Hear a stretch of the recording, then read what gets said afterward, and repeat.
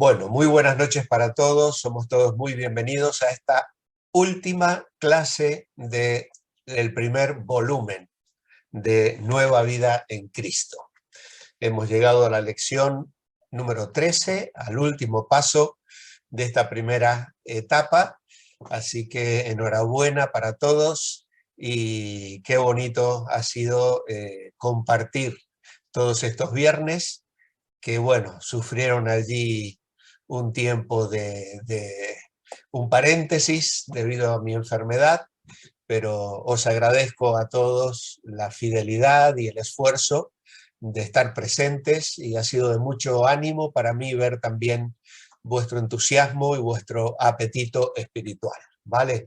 Así que el Señor os bendiga a todos. Por otro lado, contrastando con nuestra alegría de finalizar esta clase, estamos todos, especialmente aquí en Europa, con el corazón entristecido. Hay una sombra de guerra en un país que está siendo avasallado y lamentablemente ese país era la plataforma para el avance evangélico en Rusia. Desde Ucrania se estaba enviando misioneros, se estaban haciendo viajes, se estaba entrando en Rusia, donde se han limitado muchísimo estos últimos años las actividades religiosas. Yo estuve predicando en Ucrania hace 4 años atrás, en esta fecha precisamente, en los últimos días de enero, estuve 10 días dando clases, al año siguiente fue Abraham y Paula, yo fui solo, él no me pudo acompañar. Bueno, yo fui solo porque fue un poco la primera experiencia, estar en el campamento de Palabra de Vida allí. Nevaba, todo helado también, fue una experiencia muy especial, con un hermoso grupo de alumnos, ahora ya serán otros, porque cada 2 o 3 años se renuevan los alumnos, y estamos en contacto con ellos, todos los alumnos los han mandado a casa, y están tratando de sacar ahora a todos los profesores del equipo de Palabra de Vida allí. Pero claro, los que son ucranianos, varones ucranianos, no pueden salir, tienen que alistarse en el ejército. Así que están pidiendo oración y a su vez lamentamos que se dé este paso atrás, diríamos así, porque realmente era una punta de lanza para el evangelio en esa zona de Europa. Entonces uno, atrás de todas estas cosas políticas y tal, uno no deja de pensar en cómo Satanás trabaja para frenar el reino de Dios sobre la tierra, ¿no? Así que bueno, vamos a orar para poner este tema también delante del Señor y luego también para pedirle que nos ayude en esta última clase hoy, ¿vale?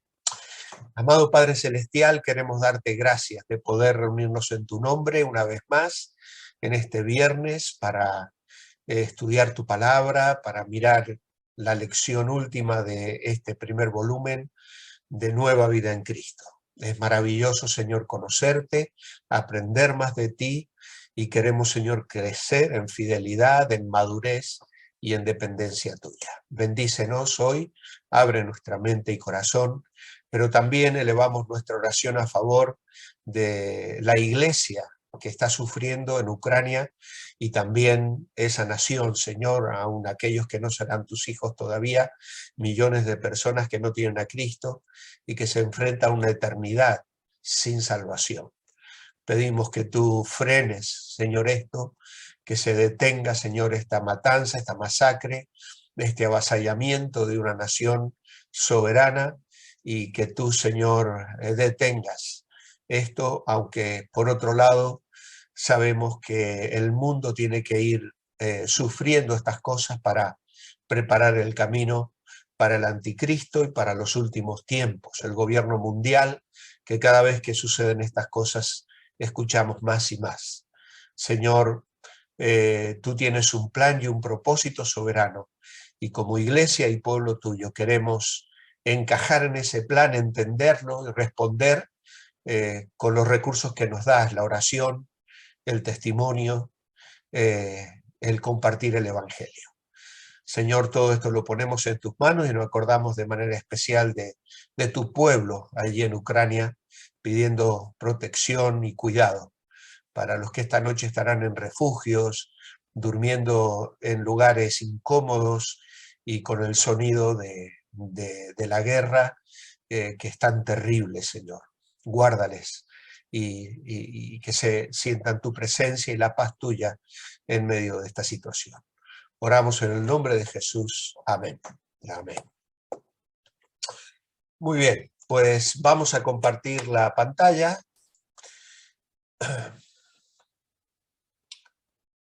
Compartir sonido.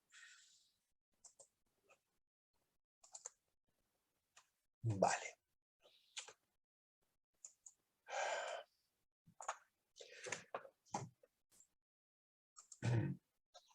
Siguiendo a Jesús. Esta entonces es ya nuestra última lección.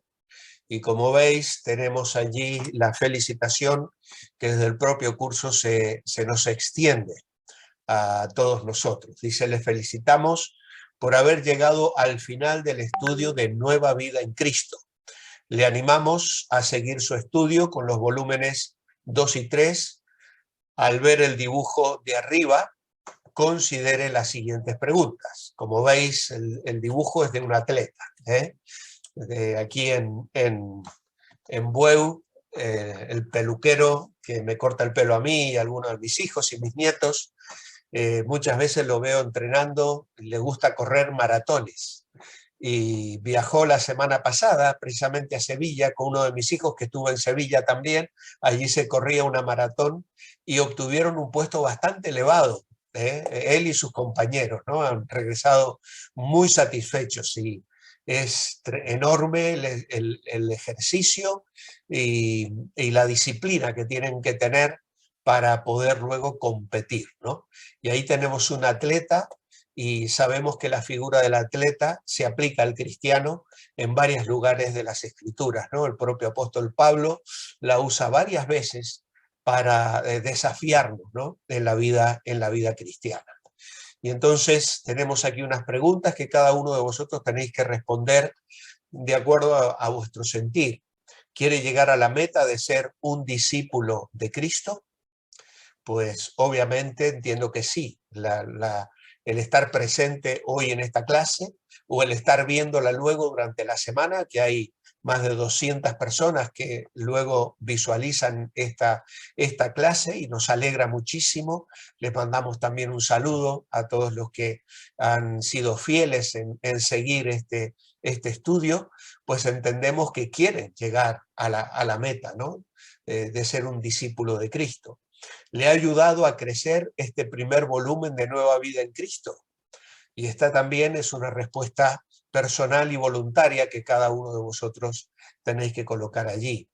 Luego dice, ¿cree que al completar este estudio ya ha llegado a la meta de crecimiento espiritual? Bueno, pues también tenéis que dar una respuesta.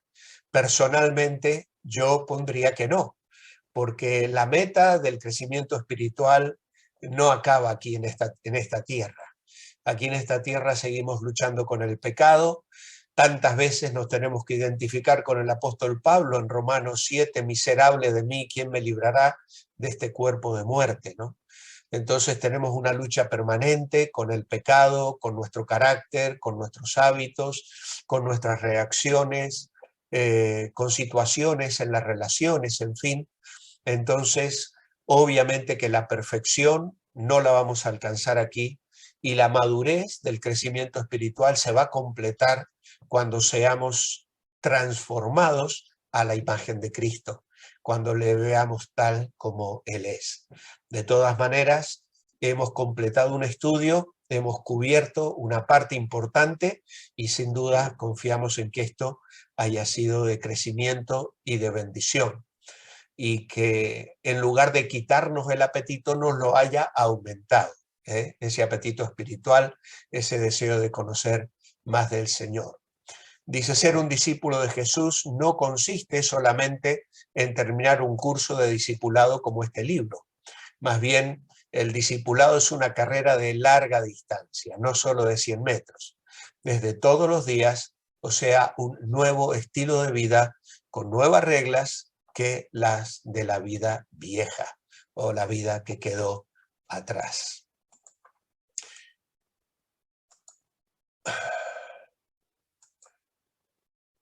Hábitos básicos para ordenar la nueva vida, su nueva vida.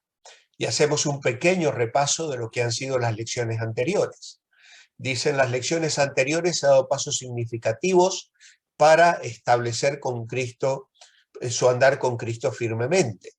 Identifique los hábitos básicos de la vida cristiana que corresponden a los siguientes dibujos.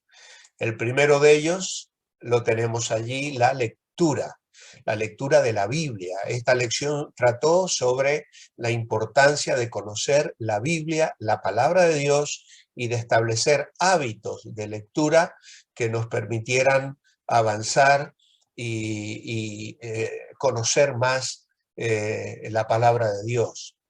El segundo es la meditación. Es cierto que la lectura es interesante y buena, y precisamente en algunas de estas lecciones decíamos que no debíamos correr tanto, que era importante leer menos, pero entender más. Es decir, como esta persona que se está mirando al espejo, nosotros nos miramos en la palabra de Dios porque refleja lo que somos. Dice el Hebreos que es como una espada que penetra nuestros pensamientos, que discierne las intenciones de nuestro corazón. Y para eso tenemos que meditar en la palabra de Dios. Y esa meditación venía acompañada de una serie de preguntas que nos permiten interpretar la palabra y aplicarla a nuestra vida personal. ¿Hay un pecado que no debo hacer? ¿Hay algún mandamiento que debo obedecer? En fin, ¿hay alguna promesa que puedo creer o que puedo reclamar? ¿No? Entonces, vamos así, me dice algo de Cristo, me dice algo del Padre, me dice algo del Espíritu Santo, me dice algo de los demás, en fin, ¿cuántas preguntas podemos hacer al texto para meditarlo y aplicarlo a nuestra vida? La siguiente lección era preciosa también y tuvo que ver con la oración. Clamar al Señor, realmente la oración es una disciplina, es un desafío muchas veces. Algunos de nosotros tenemos mucha lucha con la oración, aquellos que somos activos en el ministerio, en la obra, a veces somos muy activos, nos gusta hacer cosas y pararnos y orar y clamar al Señor, a veces nos cuesta más. Por eso tenemos que tener una actitud orante y hacer de la oración un hábito en nuestra vida, procurando tomar tiempos para el ayuno, para la oración, para la alabanza, la adoración. Y hablamos también en algún momento de la hora que cambia el mundo, ¿no? O la hora que me cambia a mí, de modo tal que usemos recursos que nos ayuden a crecer en nuestra vida de dependencia del Señor, la oración. Luego, el testificar. También dedicamos una lección entera para reflexionar sobre la forma de comunicar el Evangelio a otras personas. Es muy importante dar el testimonio personal de una manera breve, pero luego también conocer algunos versículos claves de la Biblia para poder comunicar el Evangelio de una manera específica y clara. Algunos de vosotros estuvisteis buscando folletos para regalar. Esta semana salí con mi esposa a caminar y encontramos tirado en la calle un folleto y lo recogí porque me daba la sensación de ser precisamente un folleto evangélico, y era de una iglesia de otra ciudad de aquí cerca, con las 4 leyes del Evangelio, ¿no? Y lo miramos, lo puse en un coche ahí en el parabrisas, dije, bueno, estaba legible, limpio y tal, y lo coloqué en parabrisas de un coche, no me lo iba a traer a casa porque yo no necesito leer eso, era bueno que alguien lo pudiese leer. Pero lo que Dios puede hacer a través de un folleto es verdaderamente increíble.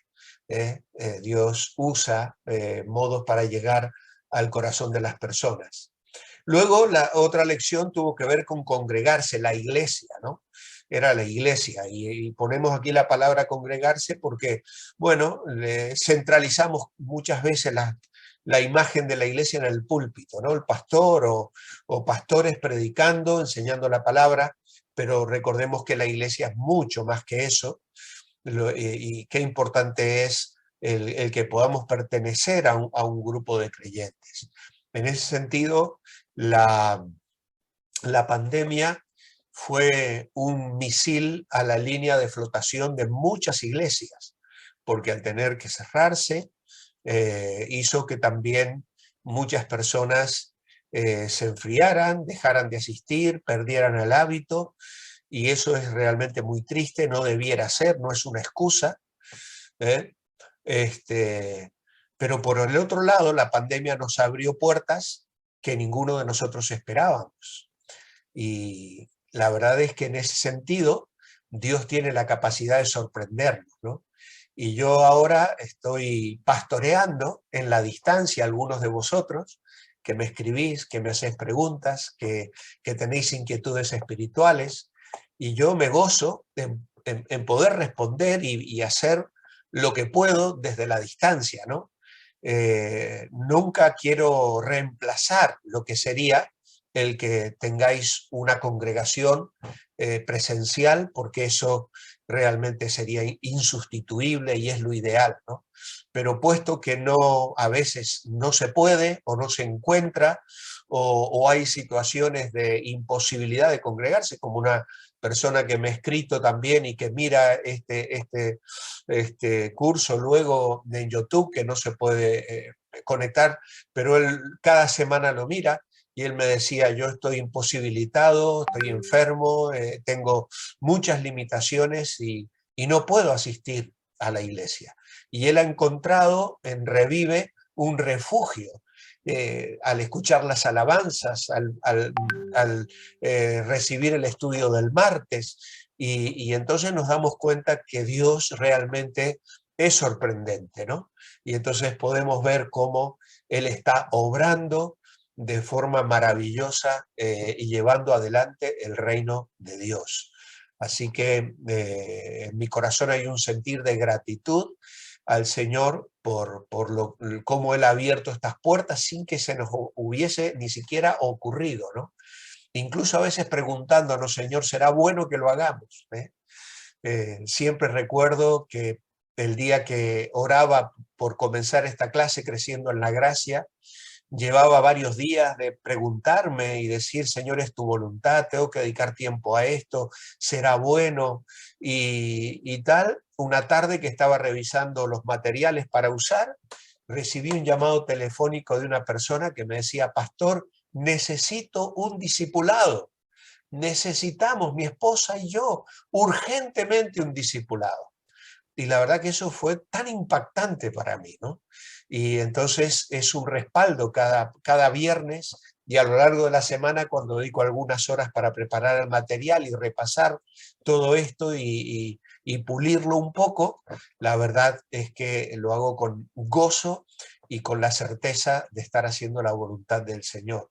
Entonces espero que sea de bendición para vosotros y para muchas personas más que lo estarán viendo en los próximos días. Y finalmente, acá tenemos el ejercicio, que este dibujito aparece cada lección al final, bajo el título Para crecer, en realidad, ¿no? Para crecer.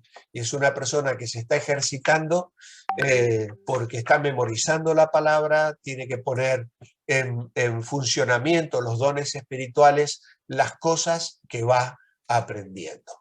Estos hábitos, dice, son absolutamente necesarios para su crecimiento. No deje de practicarlos.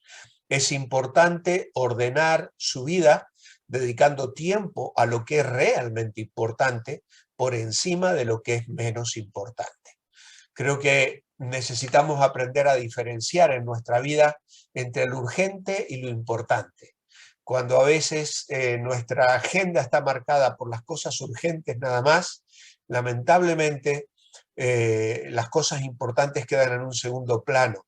Por eso tenemos que establecer prioridades y dedicar tiempo a las cosas necesarias y fundamentales. Los hábitos básicos representados por estos dibujos deben ser prioridades en su vida diaria, o sea, actividades que toman preferencia sobre otras. Luego hay una frase final aquí. Jesús habló de 3 cosas que deben caracterizar la vida del cristiano. En primer lugar, consagración a Jesucristo. El Señor debe ser el primero en nuestra vida. Aquellos que me seguís en el devocional o que escuchasteis también el mensaje de Germán el domingo pasado, esta semana hemos estado hablando de un tal Diótrefes, uno que amaba tener el primer lugar en la iglesia, ¿no? Pues en nuestra vida y en nuestras iglesias, el primero es y debe ser Jesucristo. Él tiene la preeminencia, ¿eh?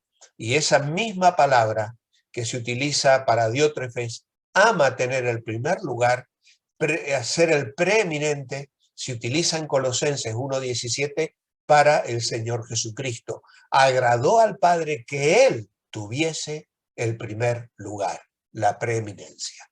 Así que le damos gloria y honra y queremos reconocerle como el Señor de nuestras vidas.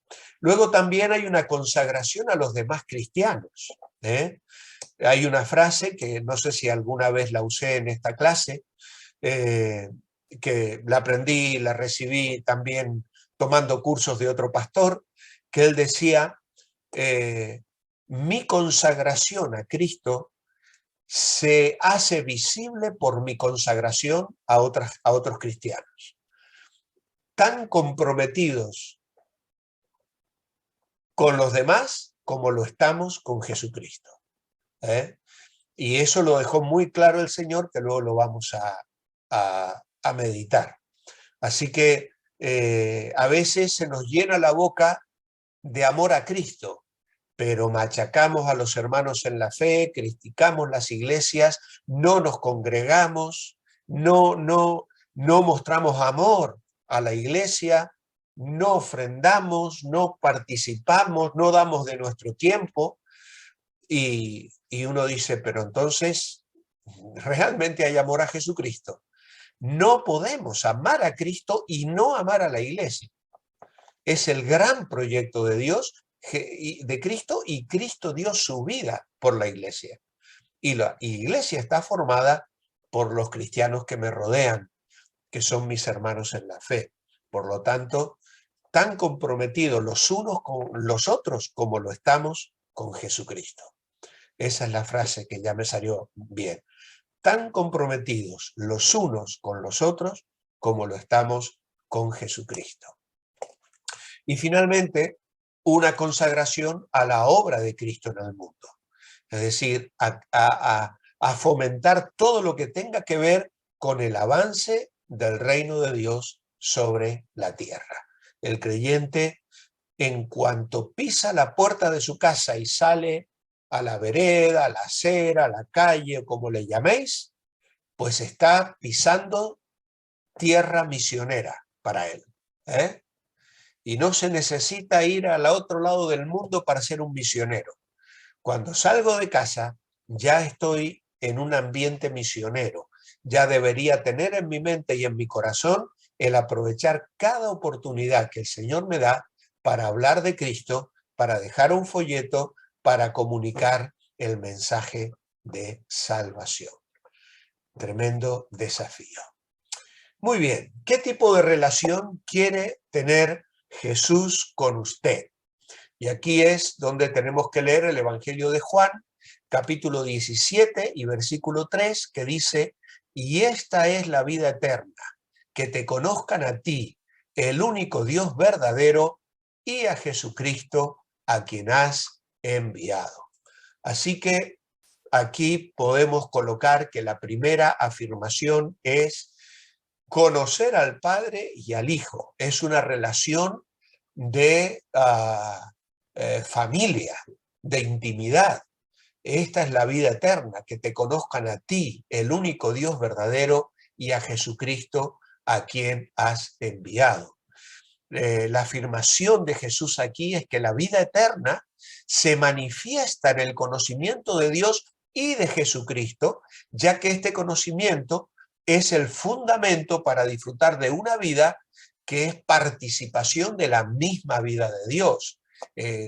Pedro, en su segunda carta, capítulo 1 y versículo 4, dice: por medio de las cuales nos ha dado preciosas y grandísimas promesas, para que por ellas llegaseis a ser participantes de la naturaleza divina, habiendo huido de la corrupción que hay en el mundo a causa de la concupiscencia. Así que no cabe duda de que en este sentido somos llamados a disfrutar de una relación con Dios que se traduce para nosotros en vida eterna, aunque el versículo no pretende dar una definición de la vida eterna. Aquí se trata del que el conocimiento de Dios y de Cristo nos conduce a la vida eterna, por cuanto la religión cristiana nos muestra el camino hacia el cielo. Por un lado, dirigiéndonos hacia Dios, porque realmente Cristo murió para llevarnos a Dios. Hebreos 2:10 dice: convenía a aquel por cuya causa son todas las cosas, que habiendo de llevar muchos hijos a la gloria, perfeccionase por aflicciones al autor de la salvación de ellos. Así que Cristo nos ha dirigido hacia Dios. Y Dios, por otro lado, nos ha dirigido hacia Cristo, pues es el enviado del Padre. Jesús dijo: yo soy el camino, la verdad y la vida. El único mediador entre Dios y los hombres es Jesucristo.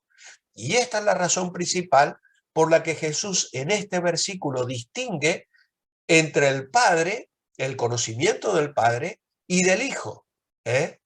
Porque por un lado le vemos a Dios como el único Dios verdadero, pero también aparece el Hijo como el mediador, el hombre, el que a través de su humanidad y de su muerte y resurrección nos llevó a conocer a Dios y a experimentar la vida eterna. Juan 17:13 es el siguiente versículo y dice: pero ahora voy a ti y hablo esto en el mundo para que tengan mi gozo cumplido en sí mismos. Y aquí se trata de que Cristo, a través de esta relación, quiere que nosotros tengamos su gozo en nosotros. El gozo es un tema común en las enseñanzas de Cristo. Él quiere que estemos gozosos, y podríamos verlo en Juan 15:11, 16:24, 16:23, y la clave de ese gozo sin medida es vivir en un contacto íntimo con el Señor, porque Él es la fuente de todo gozo. De hecho, también Filipenses, Pablo escribe a los filipenses exhortándoles a experimentar el gozo que hemos encontrado en Jesús. Cristo es el gozo del cristiano, y su gozo, el gozo de Cristo, es un gozo supremo. El regocijo que el mundo puede aportar se marchita al compás de las cosas del mundo, que se marchitan, que nos cansan, que son secas, vacías, pero el regocijo del cristiano realmente es perpetuo. El apóstol, por eso, escribiendo a los filipenses, nos exhorta a buscar ese gozo con diligencia. En un sentido, a veces creemos que el gozo del Señor es un paquete que recibimos por correo una mañana de cierta semana, y me tocó la suerte de que me llegó el paquete, y no es así. Nosotros tenemos que decidir experimentar el gozo del Señor, porque Él nos lo ha dado, porque es fruto del Espíritu Santo en nuestra vida. Y entonces tenemos que recordar que tenemos una lucha, porque Satanás es el ladrón del gozo. Se especializa en arrebatarnos el gozo. ¿Y cómo lo había hecho con los filipenses? Bueno, Los filipenses estaban perdiendo el gozo porque veían que Pablo estaba en la cárcel, estaban perdiendo el gozo también porque había algún conflicto entre Bodia y Síntique, allí en el capítulo 4, y entonces Pablo dice, regocijaos en el Señor siempre. Otra vez os digo, regocijaos. ¿Eh? Y el creyente puede experimentar este gozo. De hecho, Juan luego escribe su primera epístola con el objetivo concreto de que nuestro gozo sea completo. Si leéis primera de Juan 1:1 al 1:4, vais a ver que precisamente él escribe para que los creyentes experimenten el gozo. Y tal vez no haya otra faceta en la Biblia o en la vida cristiana en la que la Biblia insista tanto. De hecho, fue la proclamación del mensaje del Evangelio a cargo de los ángeles cuando anunciaron al Salvador. En Lucas 2 les dice, dejad de temer, le dijeron a los pastores, porque aquí os doy noticias maravillosas, traigo buenas nuevas que serán de gran gozo para todo el pueblo, que os ha nacido hoy en la ciudad de David un Salvador, que es Cristo el Señor. Amados hermanos, qué bendición tenemos los creyentes de vivir de una manera diferente. Siempre recuerdo un matrimonio de la iglesia que pastoreaba, que tenían su hijo con cáncer, con leucemia. Y ellos tenían que llevar a su hijo tantas veces a las entrevistas, a las citas médicas, y se encontraban con otros padres en la misma condición. Y ellos luego nos contaban cómo los otros padres se quedaban asombrados de la entereza, la paz y la seguridad que ellos comunicaban.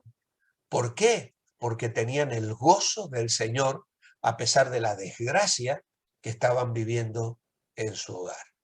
Gracias a Dios también el Señor levantó a ese niño y aún hoy es un siervo del Señor, es un creyente fiel, y sus padres también, ¿no? Pero qué maravilloso es ver cómo el Señor usa eso de testimonio. Luego tenemos Juan 17:11, que dice, describe la relación que Jesús quiere que los cristianos tengan entre sí. Dice, ya no estoy en el mundo, mas estos están en el mundo, y yo voy a ti, Padre Santo, a los que me has dado, guárdalos en tu nombre para que sean uno, así como nosotros.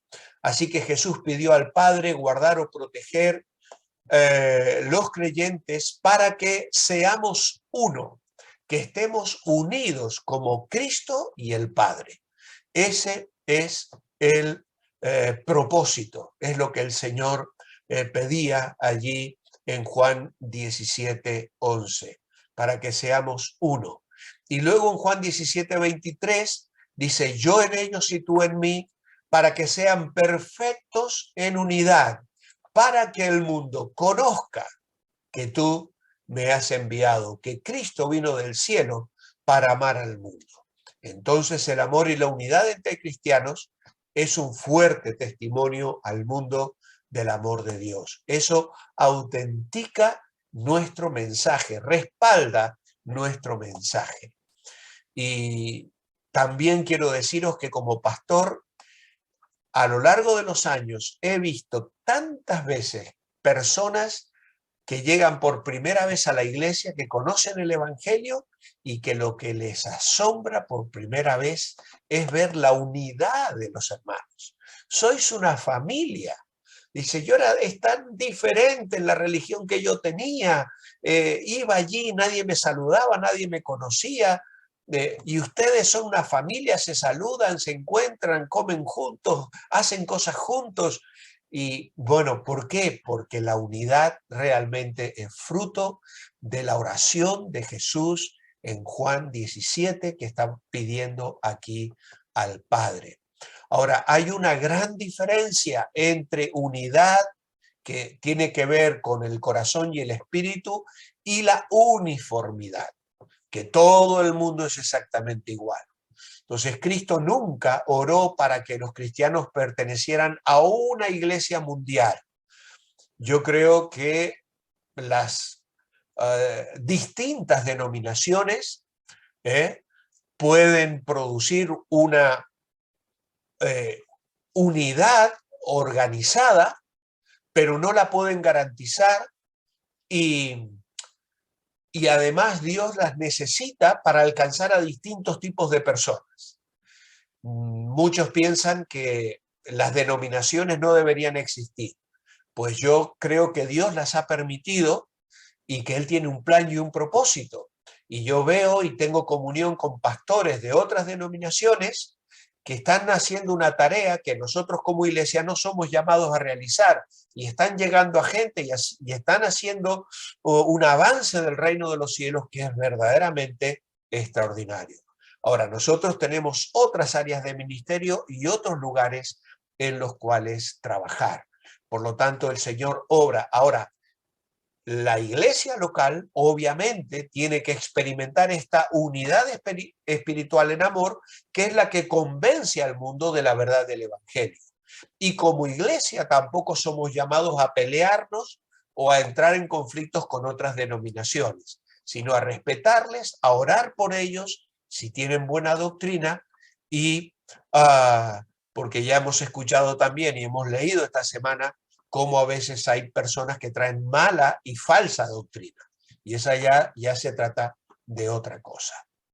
Por otro lado, tenemos que saber que cuando el Señor oró aquí por los apóstoles, esta oración se cumplió en ellos de una manera extraordinaria, pues el testimonio apostólico de los discípulos fue sólido, fue unánime, fue visible a todos los que lo escucharon en su tiempo y a todos cuantos lo leemos en los escritos inspirados del Nuevo Testamento. Hoy leemos las epístolas de Pedro, de Santiago, de Judas, de Juan, de Pablo, ¿y qué vemos en ellas? La unidad de espíritu de hombres que amaron al Señor y que fueron instrumentos en las manos del Señor para el avance del reino de los cielos aquí sobre la tierra. Así que, lejos de desanimarnos, porque hay distintas denominaciones, nosotros entendemos que Dios tiene un propósito y un plan, y el reino de Dios avanza, y un día en la gloria, pues sí, ya seremos todos uno solo, la Iglesia Universal a la cual pertenecemos, que tiene un solo corazón, un solo espíritu, un solo Señor, un solo Salvador, y un solo Padre y un solo Espíritu Santo. Y esa iglesia es la que el Señor va a arrebatar el día en que venga a buscarnos para consumar las bodas del Cordero y estemos para siempre con el Señor en la gloria. Así que tenemos que trabajar por la unidad, responder a la llamada de la unidad, y valorar la comunión con otros hermanos en Cristo. Así que el Señor nos ayude a formar parte de la expectativa que el Señor tenía en Juan 13, 34, 35. Un mandamiento nuevo os doy, que os améis unos a otros, como yo os he amado, que también os améis unos a otros. En esto conocerán todos que sois mis discípulos, si tuviereis amor los unos con los otros. Luego tenemos el andar por fe. Pablo dice que vivimos por fe, no por vista. 2 Corintios capítulo 5, versículo 7 es precisamente lo que expresa este versículo, esta frase. ¿Cómo se describe la fe en Hebreos capítulo 11, versículo 1?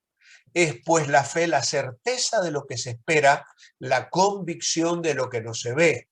Nosotros vamos a ponerlo de esta manera.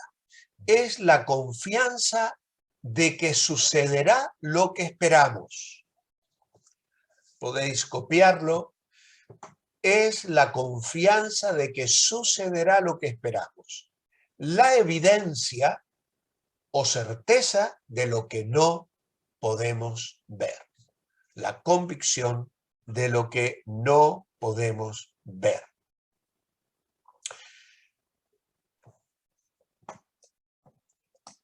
¿Recordáis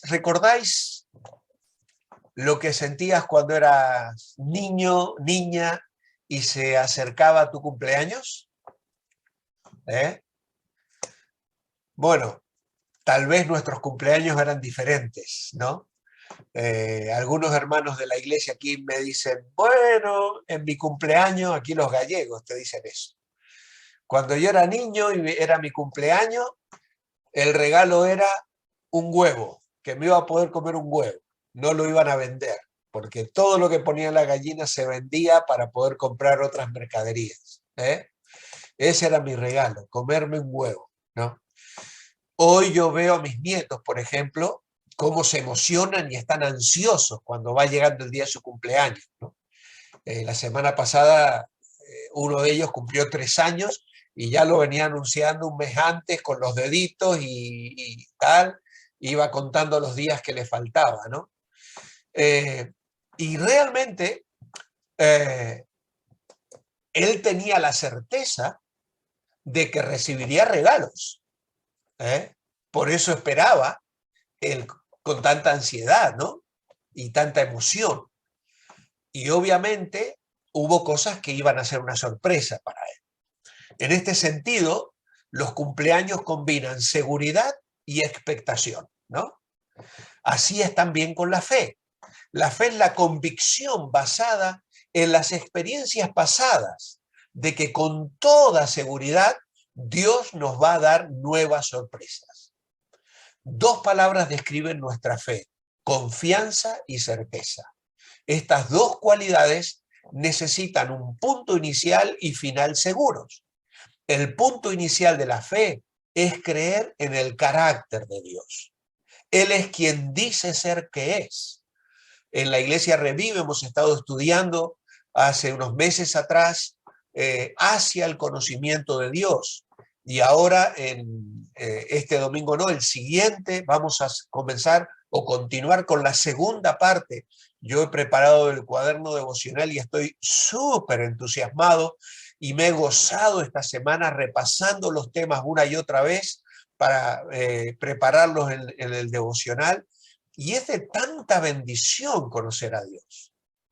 Así que necesitamos ese conocimiento. ¿Quién es Dios? ¿Quién dice ser que es? Ahora, el punto final es creer en las promesas de Dios. Es decir, que Él hará lo que dice. Cuando creemos que Dios cumplirá sus promesas, a pesar de que todavía no las veamos hechas realidad, mostramos verdadera fe. En este sentido, el Señor le dijo ahí en Juan capítulo 20, versículos 24 al 31, a Tomás, ¿no? Tomás no estuvo cuando el Señor apareció después en la resurrección, y entonces estuvo 8 días angustiado, y llorando la muerte del Señor, porque él se había negado a creer en el Señor resucitado, ¿no? Y entonces tenemos nosotros que experimentar esa bienaventuranza, de haber creído sin ver, pero por otro lado, hemos visto la mano del Señor de tantas maneras en nuestra vida, que ¿quién nos va a convencer a nosotros de que Dios no existe? Cuando hemos visto al Señor obrar en nuestra vida verdaderamente maravillas. Esta semana contaba en el devocional cómo el Señor nos sostuvo antes de venir a España, y una persona no creyente se acercó a mi hermano. Mi hermano le había contado que yo me venía como pastor a España, y este hombre se quedó tan impactado de que un joven de 35 años con la esposa y los 4 hijos se viniera a pastorear a España, que se fue a su casa, sacó $1,000, estoy hablando del año 93, 94, y se los llevó a mi hermano. Yo ya me había ido, ya estábamos de viaje otra vez. Y mi hermano me tuvo que hacer llegar luego ese dinero con el que el Señor nos proveyó para viajar a Buenos Aires, hacer los pasaportes, hacer un montón de gastos que teníamos que enfrentar con el traslado, ¿no? Y tú dices, ¿cómo Dios movió el corazón de una persona no creyente, ¿no? Y cosas como esas podríamos, vamos, a veces con Eli decimos, deberíamos escribir un libro, deberíamos ponerlo por escrito, porque tantas veces y tantas cosas que nos cuentan, hermanos como vosotros, que habéis vivido al Señor en vuestra vida, ¿no? Habéis experimentado el consuelo, el cuidado y la presencia del Señor. Hebreos 11:6 dice que es sin fe imposible agradar a Dios, porque el que quiere acercarse a Dios debe creer que le hay y que Él galardona a los que le buscan. Así que aquí ponemos entonces cuáles son las dos cosas que quiere el Señor del que se acerca a Él. Creer que Él existe y creer que recompensa a los que le buscan. Este Dios es tan maravilloso, ¿no? Creer que Dios existe, podríamos decir que solo es el comienzo, ¿no? Aún dice Santiago, los demonios creen y tiemblan. Lo que pasa es que no tienen una fe salvadora. Dios no se conformará con un simple conocimiento de su existencia. Él quiere una relación personal y dinámica que va a transformar nuestra vida. Y quienes con sinceridad buscan al Señor hallarán que van a ser premiados con la presencia íntima de Dios. Aquí tal vez no solo tiene que ver con que algún día el Señor nos va a dar recompensas, fruto de nuestra labor, después del tribunal de Cristo, ¿no? Aquí implica el hecho de que Dios va a bendecirnos en respuesta a ese anhelo de responder a su invitación. Todo el que se acerca al Dios invisible busca en él dos cosas fundamentales: perdón y bendición. Por tanto, es importante creer, porque no lo vemos, no solo en la existencia de Dios, sino también en su providencia amorosa para con aquellos que le buscan, y de ahí la necesidad absoluta de fe para agradar a Dios, pues solo Él acepta, el que acepta por fe la revelación divina, entonces afirma, certifica, pone el sello de que Dios es veraz. Y luego también parece dar a entender que la búsqueda de Dios puede ser de carácter egoísta, ¿no? Es decir, bueno, yo busco al Señor por el premio que ofrece, pero el verdadero creyente sabe que ese premio consiste en, primeramente, participar de comunión con el Señor y, por supuesto, ser promovido a un servicio superior en este mundo que antes me había machacado con el pecado. Pero cuando yo me encuentro con el Señor, ahora mi vida tiene un propósito. Dice Efesios 2:10, somos hechura suya, creados en Cristo Jesús para buenas obras, las cuales Dios preparó de antemano para que anduviésemos en ellas. Nuestra vida tiene sentido, tiene propósito. Sabéis que actualmente la cifra de suicidios en España se ha disparado enormemente a causa de la pandemia. La gente se siente vacía, le pierde sentido a la vida, ¿no? Pero el creyente tiene un objetivo, tiene una razón de vivir y sabe que le espera algo mucho mejor por delante. Piense por un momento sobre el significado de vivir por fe y medite en lo que dice el cuadro abajo acerca de la fe. Y dice aquí la fe no es solo una esperanza ciega, sino más bien la certeza de que Dios es fiel y que va a cumplir todo lo que ha dicho. Tener fe en Dios implica dejar de confiar en nuestros propios recursos para descansar en los de Dios. Andar por fe es poner en práctica diariamente lo que el Señor le está enseñando. Por eso es tan importante mantener y guardar la comunión íntima con Él. ¿Cómo describe Jesús su relación con los suyos en Juan 15, permaneced en mí y yo en vosotros, como el pámpano no puede llevar fruto por sí mismo si no permanece en la vid, así tampoco vosotros si no permanecéis en mí. Yo soy la vid, vosotros los pámpanos, el que permanece en mí y yo en él, este lleva mucho fruto, porque separados de mí nada podéis hacer. Bueno, yo he llenado o respondido a esta pregunta con esta declaración. ¿Cómo describe Jesús su relación con los suyos? Como una relación continua en la que al estar unidos a Él podemos producir fruto. Qué bonita manera de describir nuestra relación. Se compara nuestra relación con Cristo a una planta de uvas, la vid, siendo Cristo la planta y nosotros las ramas, los pámpanos, ¿vale? Entonces, Juan capítulo 15, versículo 4 y 5, el Señor dice, el pámpano no puede llevar fruto si no está unido a la vid. Yo me crié en Mendoza, la tierra del sol y del buen vino, y en nuestras casas todos teníamos parrales, porque hace tanto calor que tienes que tener un parral en el verano donde poder sentarte en la tardecita, y un lugar que haya estado a la sombra durante el día, que a la noche refresca. Y el deleite de cortar las uvas, meterlas en la nevera, en la heladera, y luego tomarlas fresquitas. Y mi padre tenía distintos tipos de uva, y claro, la rama produce el fruto, el racimo. Si tú cortas, cuando podas, cortas la rama, esa rama ya solo sirve para ser quemada y nada más, ¿no?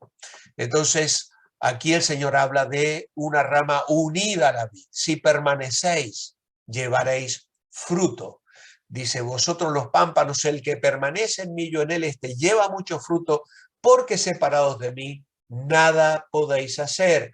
Porque es vital mantener una relación con Cristo, porque separados de él, nada podemos hacer.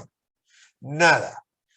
El creyente que rompe o que pierde su comunión con el Señor es un creyente que luego está trabajando en sus propias fuerzas. A veces vemos creyentes agobiados, agotados, desanimados, sin incentivos para servir al Señor. Y yo como pastor muchas veces me pregunto si no es que están llevando a cabo sus ministerios en sus propias fuerzas. Porque cuando usamos nuestros dones espirituales en dependencia del Señor, hay un fluir del Espíritu que muestra allí que esa savia está corriendo, alimentados por la presencia del Señor. ¿Qué cree usted que quiso decir Jesús con la frase permaneced en mí? Yo creo que significa buscarle y obedecerle, tener comunión con él cada día en plena dependencia suya. Ser un sarmiento en la vid significa que estamos unidos a Cristo, que tenemos su vida, y al permanecer en él, su vida fluye a través de nosotros y da fruto. Vuelvo a repetir, es posible que el cristiano carnal produzca obras, pero solo el cristiano espiritual puede llevar fruto que permanece, ¿vale? Por eso el Señor trabaja en nuestras vidas para limpiarnos, para purificarnos por medio de su palabra, para que podamos dar más fruto. Y si uno lee esos versículos de Juan 15, va a ver el progreso, ¿no? Llevar fruto, más fruto y luego mucho fruto. Y cuando el creyente va produciendo esa escala, entonces dice, glorificamos al Padre, glorificamos al Padre. Así que si leemos todo lo que encontramos allí en los 11 versículos de Juan 15, vamos a ver que la evidencia de la vida que permanece en comunión es un sentido del amor de Dios, una obediencia a su palabra, una oración contestada y también el gozo del Señor cumplido en nosotros. ¿Cómo puede permanecer en su amor? Según Juan 15:10, pues el Señor lo dice claramente, si guardareis mis mandamientos, permaneceréis en mi amor, así como yo he guardado los mandamientos de mi Padre y permanezco en su amor. Observar sus mandamientos nos conduce a que permanezcamos en su amor. Así como Él guardó los mandamientos de su Padre, dice el Señor, y permanezco en su amor. Así que otra vez estamos hablando aquí de un punto de partida que tiene que ver con el amor en la vida cristiana, ¿no? Al recibir a Cristo, le conocemos el amor de Dios derramado en nuestros corazones y somos llamados a una dinámica de vida en el amor. Un compromiso. ¿Qué se requiere para ser discípulo de Cristo? Lucas 9:23, Jesús dice, si alguno quiere venir en pos de mí, niéguese a sí mismo, tome su cruz cada día y sígame. Esto se requiere estar dispuesto a negarse a sí mismo al tomar la cruz cada día para seguirle, procurando hacer en todo su voluntad.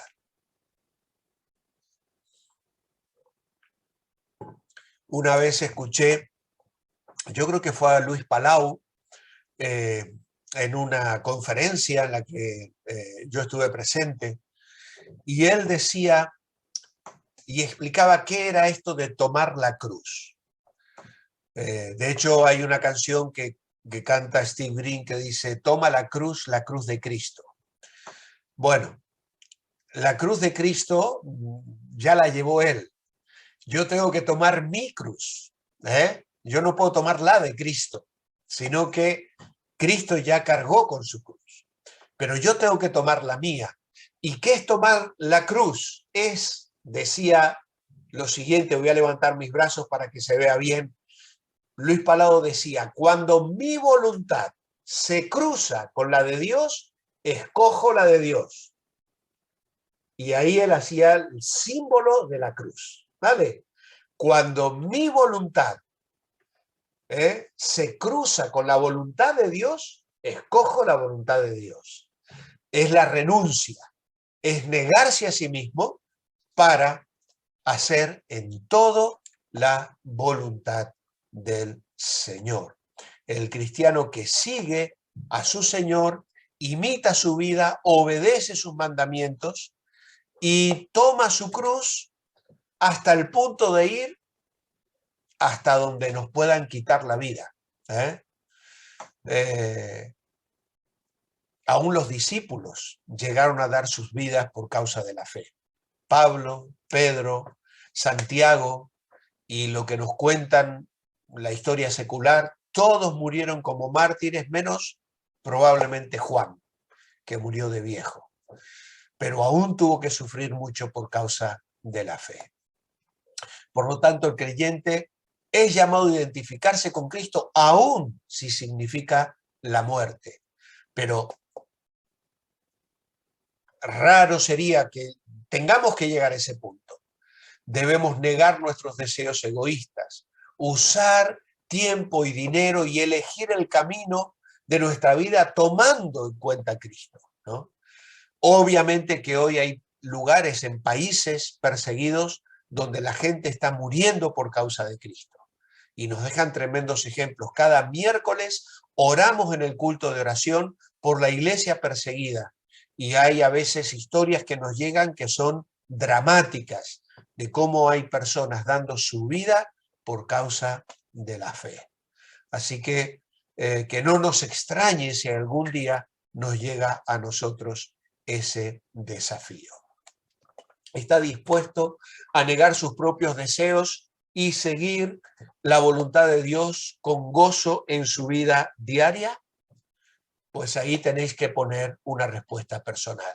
Siga adelante con los hábitos que ha aprendido, velando celosamente por su relación íntima con Dios.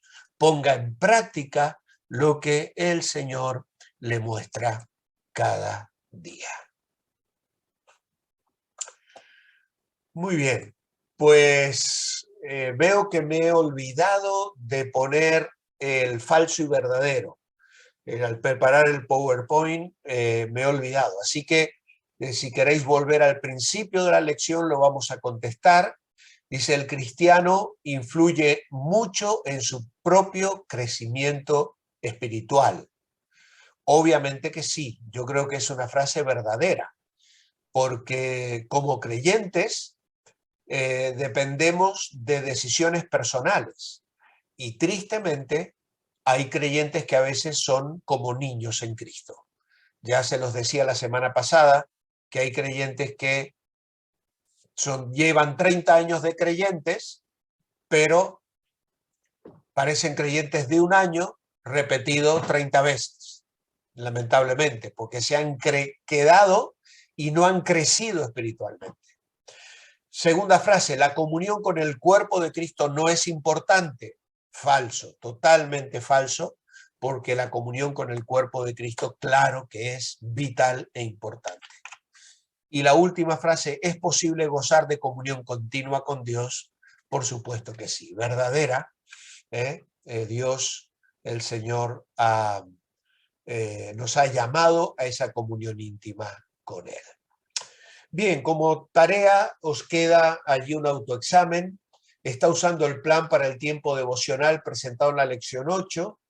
Diariamente a qué hora estará a solas con Cristo y siga leyendo su Biblia usando el plan 8. Esto es para que cada uno de vosotros reflexione sobre la dinámica de oración, de lectura bíblica, en fin.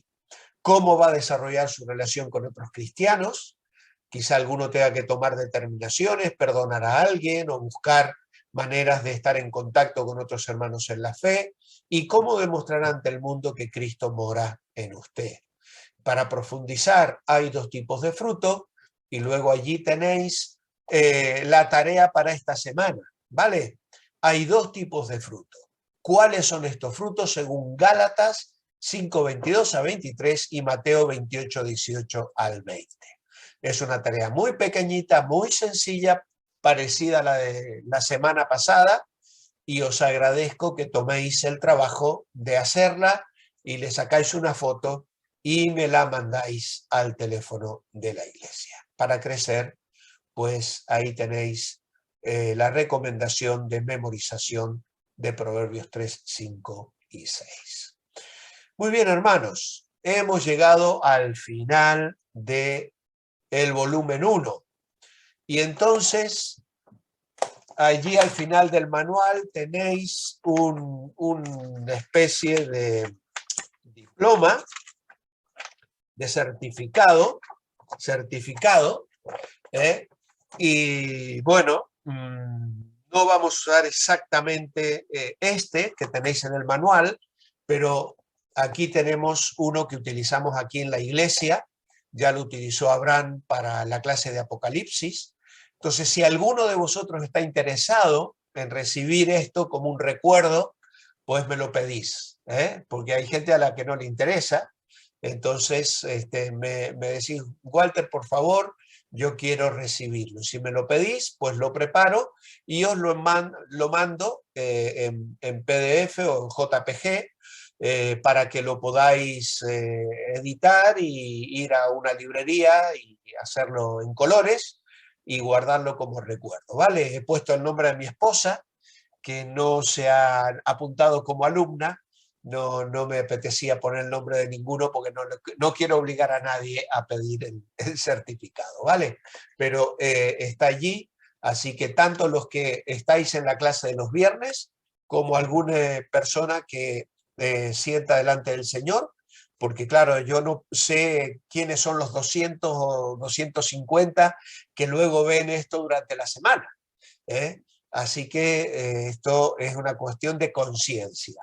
Si alguien que va a ver esto en la semana y ha acabado el curso quiere también que me escriba, por favor, y con gusto le prepararé el certificado y se lo haré llegar. Nueva vida en Cristo, volumen 2. Más pasos básicos de la vida cristiana. Yo tengo toda la intención de continuar, así que el próximo viernes, los que querráis seguir con el volumen 2, pues me lo hacéis saber y por supuesto os haré, mañana mismo ya os enviaré el PDF para que podáis tener el material y lo podáis, yo lo tengo muy encuadernadito y preparado aquí, porque las hojas sueltas se terminan perdiendo, ¿vale? Entonces gastar un dinerito, vais a una fotocopiadora, le hacen una encuadernación y ya lo vais cubriendo y te queda como un material que podrás usar para ayudar también a otros en la fe, que hay algún hermano que ya lo está haciendo, ¿vale? Que está luego compartiendo con otra persona. Y eso es lo maravilloso de la vida cristiana, que lo que hacemos luego puede ser de bendición para otras personas. Muy bien, hermanos, pues hemos llegado al final y os agradezco vuestra presencia, vuestra atención y os espero el próximo viernes para iniciar el siguiente recorrido del volumen 2. Que el Señor os bendiga ricamente.